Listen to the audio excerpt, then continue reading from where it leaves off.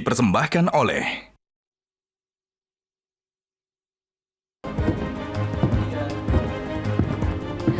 Pemirsa, tabungan perumahan rakyat atau TAPERA kini banyak diplesetkan menjadi tambahan atau tabungan penderitaan rakyat. Di tengah beban ekonomi yang semakin besar, pemerintah mengeluarkan peraturan baru untuk memotong gaji pekerja sebesar 3% sebagai iuran TAPERA. Padahal saat ini pekerja sudah dibebani dengan berbagai macam potongan gaji untuk mengikuti program pemerintah. Apa sebetulnya urgensi TAPERA dan mengapa pemerintah seolah memaksa rakyat untuk ikut program TAPERA?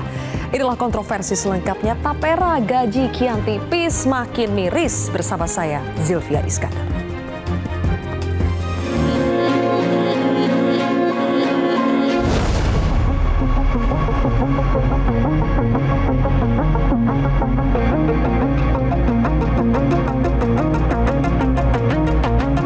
Kalau saya sih kurang setuju, semakin memberatkan. Kita sendiri sebagai karyawan swasta sudah banyak lumayan dipotong. Pungutan yang telah ditanggung pembagi kerja ini sudah sebesar 18,24 sampai 19,74%. Ya tentu kita ingin memanggil semua yang terkait untuk memberi penjelasan kepada DPR sekaligus pada masyarakat. TAPERA itu memang itu tabungan, bukan dipotong terus hilang. Tabungannya itu untuk mendapatkan bantuan untuk bangun rumahnya. Kita mengasihkan subsidi kepada masyarakat yang belum punya rumah, itu agak tidak fair. Karena kalau pemberian subsidi itu harus pemerintah yang memberikan. Biasa dalam kebijakan yang baru itu pasti masyarakat juga ikut berhitung, mampu atau nggak mampu, berat atau nggak berat. Baik pemirsa, untuk pembahasan sudah hadir 6 narasumber di studio Metro TV. Di sebelah kanan saya adalah Wakil Ketua Komisi 9 DPR RI fraksi Golkar, ada Bang Melki Lakalena. Selamat malam Bang Melki. Kemudian juga ada Komisioner Badan Pengelola atau BP TAPERA, Pak Heru Pudio Nugroho. Pak Heru, terima kasih sudah hadir. Berikutnya juga ada pakar properti Panagian Simanung Kalit. Pak Panagian, terima kasih sudah hadir. Di sebelah kiri saya adalah Presiden Konfederasi Serikat Pekerja Indonesia KSPI, Said Iqbal. Bang Said, selamat malam. Berikutnya juga ada Wakil Ketua Bidang Ketenagakerjaan Asosiasi Pengusaha Indonesia atau APindo, Pak Darwoto, selamat malam. Dan juga Sekretaris Jenderal Organisasi Pekerja Seluruh Indonesia atau OPSI, Pak Timbul Siregar. Pak Timbul, terima kasih sudah hadir di kontroversi. Bapak-bapak dan pemirsa, karena masih banyak yang gagal paham soal TAPERA ini, izinkan saya untuk mengulas sedikit soal TAPERA. Apa sebetulnya TAPERA itu? Saya akan tampilkan informasinya. Jadi TAPERA itu adalah program penyimpanan dana yang diperuntukkan untuk bisa membantu pembiayaan pembelian rumah atau bagi yang tidak bisa menerima manfaat dari TAPERA ini, nanti ketika sudah pensiun atau meninggal dunia maka dananya itu akan dikembalikan plus juga dengan hasil pemupukannya. Kemudian kita akan lihat berikutnya, siapa saja yang menjadi peserta TAPERA. Peserta TAPERA ada beragam, mulai dari pegawai negeri, kemudian pegawai swasta, sampai dengan WNA dengan lama kerja di Indonesia minimal 6 bulan. Berikutnya kita akan lihat syarat kepesertaannya, berusia minimal 20 tahun atau sudah menikah dan juga berpenghasilan minimal atau memiliki upah minimum. Kita akan lihat juga bagaimana besaran iuran dari TAPERA ini. Langsung saja ke besaran iuran, kita sudah tahu 3%. 3% itu tapi tidak semuanya ditanggung oleh pekerja. 2,5% ditanggung pekerja, 0,5% itu ditanggung oleh pemberi kerja. Kemudian juga, apa sih sebetulnya peruntukan dari dana TAPERA? Saya mengutip langsung kata-kata dari Pak Heru. Intinya konsepnya ini adalah gotong royong. Membantu peserta lain yang saat ini belum bisa memiliki rumah lewat iuran yang dipotong dari gaji peserta TAPERA setiap bulannya. Konsepnya adalah sederhananya ini berlandaskan gotong royong. Penerima manfaat TAPERA, tidak semua yang ikut membayar iuran TAPERA bisa merasakan manfaat dari TAPERA. Ada kelompok yang bisa merasakan, yaitu mereka yang berpenghasilan rendah, masyarakat berpenghasilan rendah atau istilahnya adalah MBR, yaitu mereka yang penghasilan maksimalnya itu 7 juta rupiah bagi yang belum kawin dan maksimal 8 juta rupiah bagi yang sudah menikah. Dan juga masyarakat yang belum memiliki rumah pribadi atau ini hanya untuk berlaku bagi mereka yang ingin punya rumah pertama atau merenovasi rumah pertama.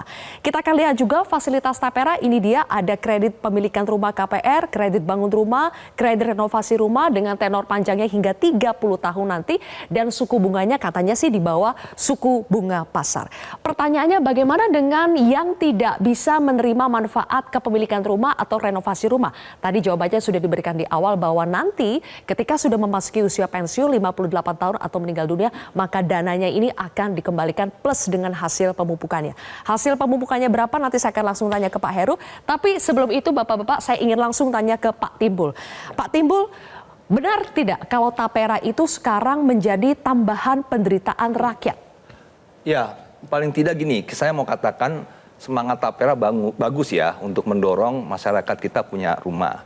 Cuma ketika kita kontekskan pada Undang-Undang 4 tahun 2016 dengan sangat jelas pasal 7 mewajibkan. Jadi sebenarnya kalau kita jujur ya, itu bukan salah di PP-nya 21 2024, PP 25 2020 tidak. Salahnya memang kurang tepatnya di pasal 7, 9 dan 18. Pasal 7 mengatakan seluruh pekerja swasta wajib memberi kerja, mendaftarkan. 18-nya pemberi kerja membayarkan iuran. Nah, diturunkanlah dalam PP sehingga muncul di pasal 15 ayat 2 2,5% dari pekerja, 0,5% dari pengusaha. Nah, persoalannya gini, bahwa fasilitas atau akses pekerja untuk rumah itu sudah ada di PP 46 tahun 2015 yang namanya manfaat layanan tambahan perumahan. Pekerja swasta yang menjadi peserta JHT itu dikasih aksesnya.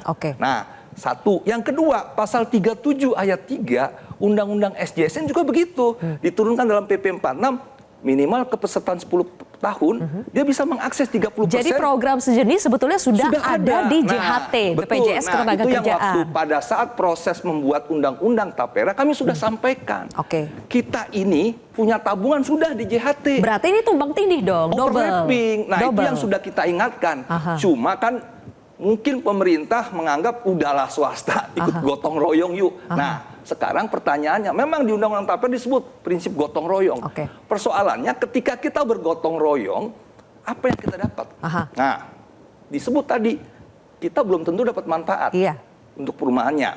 Kedua, tabungan yang kita taruh di BP Tapera tersebut, berapa imbal hasilnya? Itu kan belum tahu. Masih banyak yang belum jelas. Dengan sangat jelas, minimal sama dengan rata-rata suku bunga deposito bank pemerintah. Kalau kita perhatikan dari 2016 sampai 2023 itu antara 1 sampai 2% di atas rata-rata suku bunga deposito bank pemerintah. Sehingga jelas. Nah, ini kan persoalan sudah tidak dapat manfaat, uang yang kita taruh pun ala kadarnya mungkin. Jadi bisa menambah penderitaan rakyat, betul? Ya, nah berikutnya artinya gini, mau saya tambahkan lagi. 2,5% kan gini, kalau kita baca pasal 26 PP 51 2023 kenaikan upah minimum ya kisaran 3-4%, ya kan? Atau 5% lah, 4%. Sudah naik 3% misalnya, dipotong 2,5. Jadi kan selisih bersihnya 0,5. Sudah diperjuangkan UMR-nya untuk naik, tapi ada potongan lagi. Langsung saja saya tanya ke Pak Heru di sini. Pak Heru, ada beberapa persoalan yang disampaikan oleh Pak Timbul, tapi saya mulai dulu dari tadi, tumpang tindih. Ini kan sebetulnya programnya sejenis sudah ada di JHT, BPJS Ketenagakerjaan.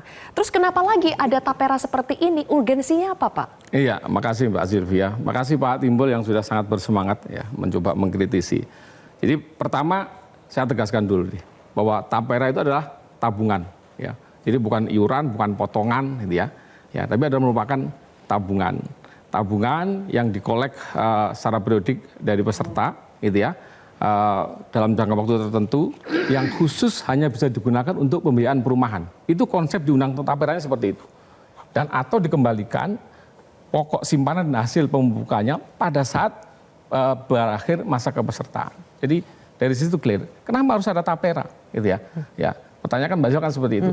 Saat ini kalau kita lihat kesenjangan kepemilikan rumah, ya data Susenas saja di 2023 masih 9,95 juta.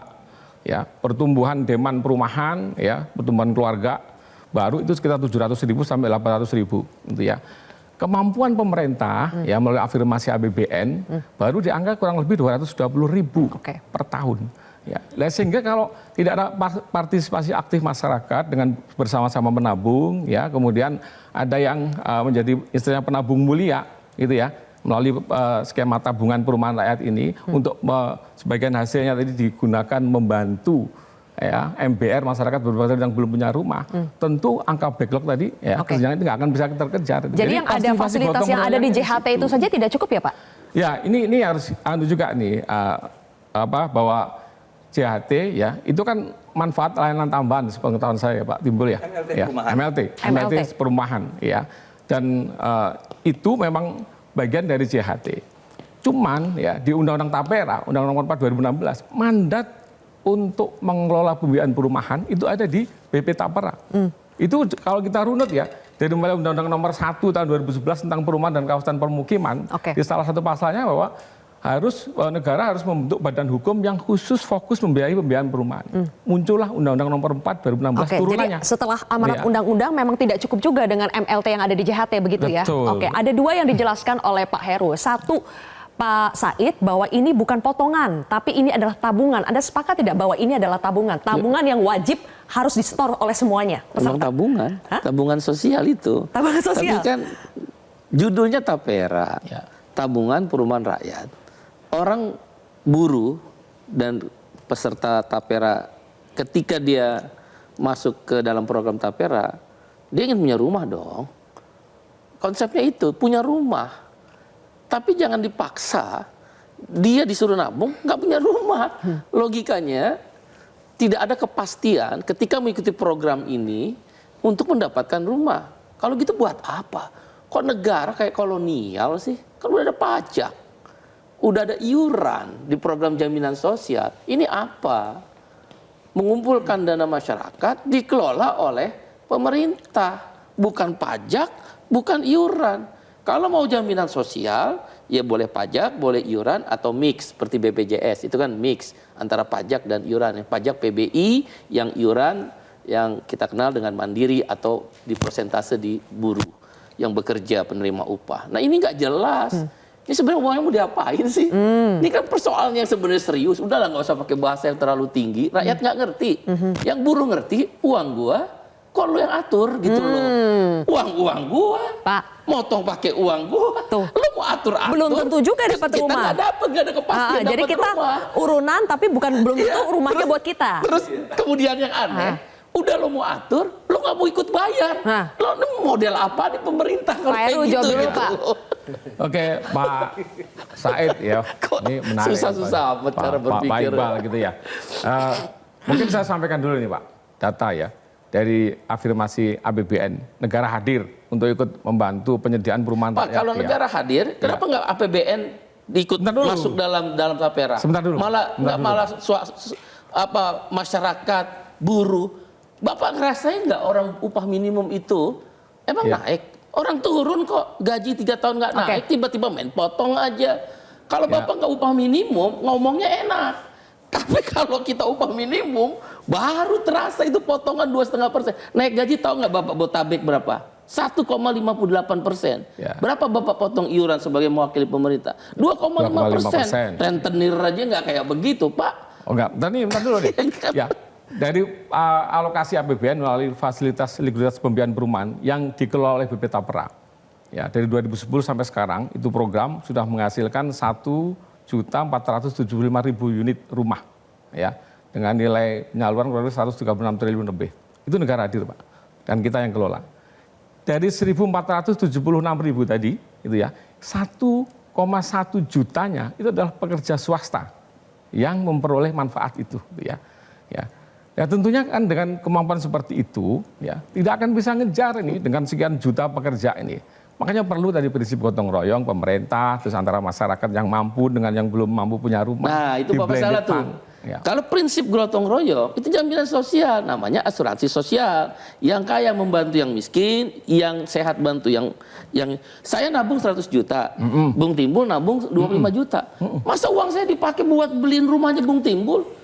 Konsep gotong royong apa itu ngawur.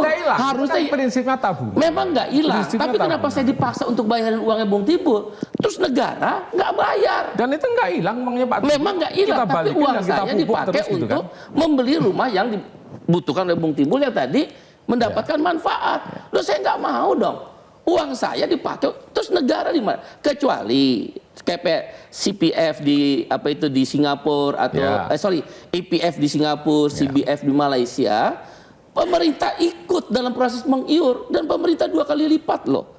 Ini pemerintah udah nggak mengiur, ngatur, kita nggak dikasih kepastian. Terus uang kita disuruh pakai buat bayarin. Emangnya kita nggak bayar pajak? Gimana? Emang kita nggak Pak bayar Heru, iuran Bang Melki gitu? kalau mau tambahin juga boleh loh. Silakan Bang Melki. Saya begini. Memang kebijakan ini kan lahir sepertinya kan memang kita belum duduk bicara diskusi panjang ya. Kalau saya lihat ya. Jangankan pihak luar ini, kami DPR RI pun juga memang setelah ini keluar kita baru mau duduk nih. Karena kan ini ada 3 bagian ya. Di komite ini kan ada Menteri Keuangan tuh Komisi 11. Bicara soal pembangunan rumahnya ini itu Komisi 5. Kami sendiri bagian pekerjaannya nih Komisi 9. Kami pun setelah ini keluar juga kita berkomunikasi nih. Kan kaget juga kita.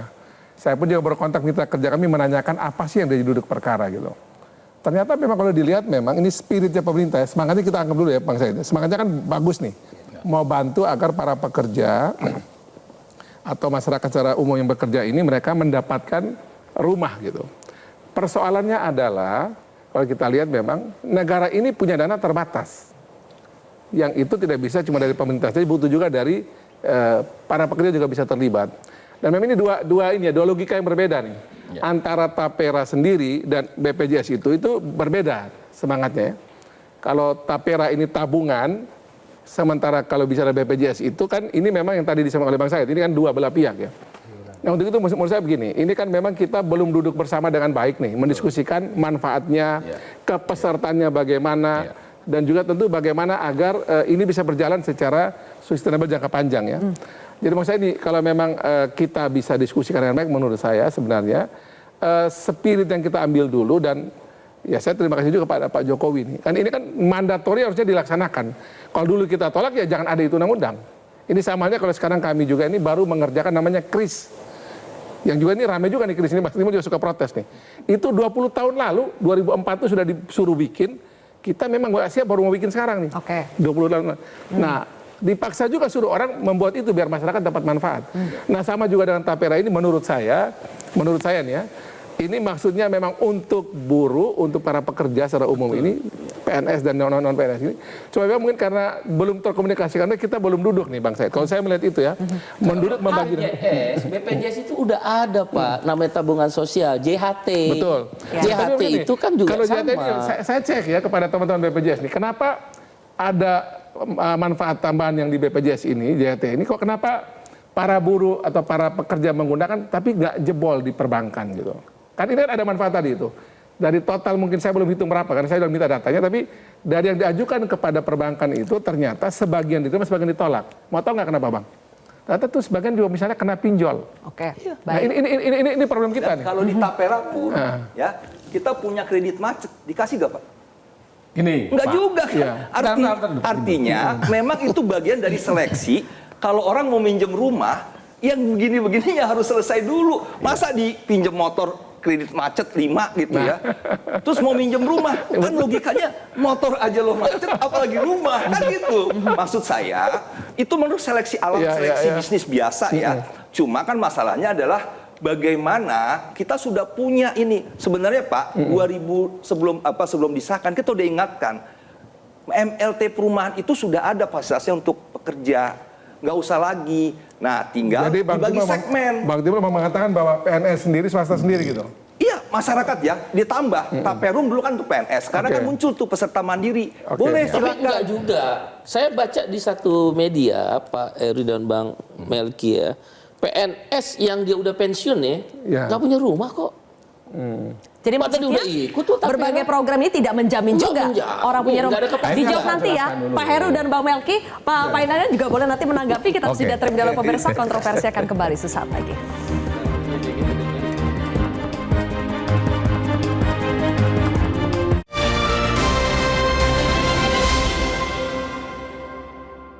Dipersembahkan oleh Jelajahi cara baru mendapatkan informasi. Download Metro TV Extend sekarang.